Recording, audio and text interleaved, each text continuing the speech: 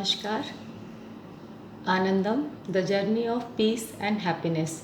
हमने पहले वीडियो में देखा, ऊर्जा के बारे में समझा, श्वासों के बारे में समझा, state of mind, state of body. काफ़ी कुछ हमें समझ में आया कि ये जो अदृश्य शक्तियाँ कैसे काम करती हैं। इसी कड़ी में आगे हम बात करेंगे इन सब चीज़ों का हमारे स्वास्थ्य पर क्या असर होता है।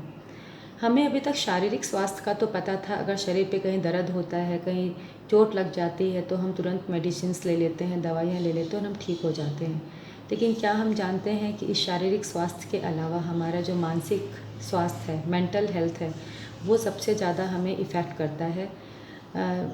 फिज़िकल बॉडी का जो हेल्थ है वो मैक्सिमम 20-25% तक हमें इफ़ेक्ट करता है, बट मेंटल हेल्थ जो है वो हमें 70 से 75% तक इफ़ेक्ट करता है। और ये जो मेंटल हमारा हेल्थ है, इस पर सबसे ज़्यादा निगेटिविटी का असर रहता है, चाहे वो हमारे विचारों के द्वारा हो, चाहे वो कैसे भी सर्कमस्टेंस के साथ में हम उसको कैसे एक्सेप्ट करते हैं, उस पर डिपेंड करता है।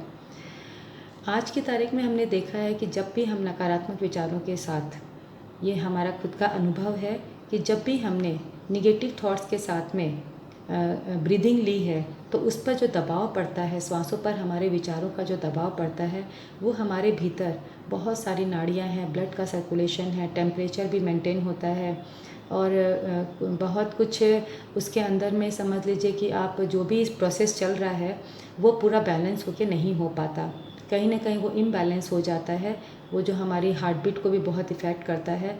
लेकिन हम कभी समझ नहीं पाते कि उसका रीज़न क्या है। डॉक्टर के पास जाते हैं, वो टेम्प्रेरी हमें मेडिसिन्स देते हैं, लेकिन उसका एक बार टेम्प्रेरी इलाज हो जाता है, वो परमानेंट इलाज नहीं है। हमें सकारात्मक सोच से ही उसे ठीक करना रहेगा। आज हम देख रहे हैं पूरे विश्व के अंदर में कोरोना की महामारी अपना जाल बिछा रखी है और हर घर में हर व्यक्ति बहुत चिंतित है, कहीं हम भी इसकी चपेट में नहीं आ जाएं। हमें क्या करना चाहिए, कैसे रहना चाहिए, डर और भय हमारे अंदर हर पल बैठा हुआ है। और ये डर हमें हमारी इम्यूनिटी को बहुत वीक कर देता है, हमारी विल पावर को कमज़ोर कर देता है, जिसकी वजह से हमारा मेंटल स्वास्थ्य बहुत ज़्यादा इफ़ेक्ट करता है। और इसके परे हमें लगता है कि नेगेटिव एनर्जी खाली क्रोध है, ईर्ष्या है, अहंकार है, व्यवहार है, ये सब है, बट इसके अलावा जो पल पल की चिंता हमें रहती है।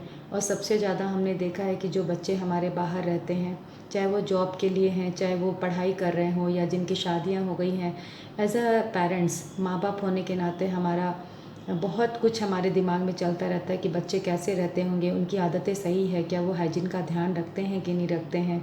और ये जो चिंता है, इसमें हम अपने भीतर भी नेगेटिव एनर्जी को क्रिएट करते हैं और साथ ही उनको हीलिंग देने के बजाय उनके बारे में हम जैसा सोचते हैं, प्रकृति के माध्यम से वो नकारात्मक ऊर्जा वहाँ तक जाती है।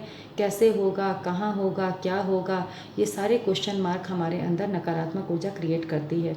हमें पता है पूरी सृष्टि को जिसको चलाने वाला जो परमात्मा बैठा है, क्या वो हमारे बच्चों को नहीं संभाल सकता?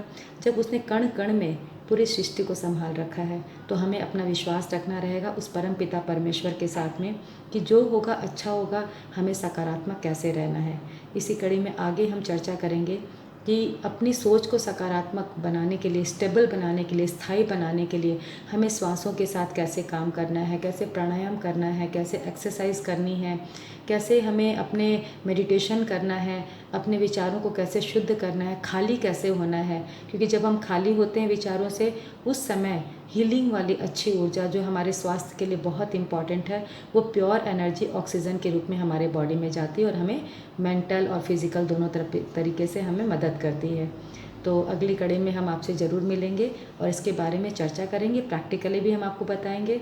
तब तक हम अपनी श्वासों को देखते रहेंगे, आना पाना करते रहेंगे और हम मिलते हैं आपके साथ अगली कड़ी में। Thank you so much.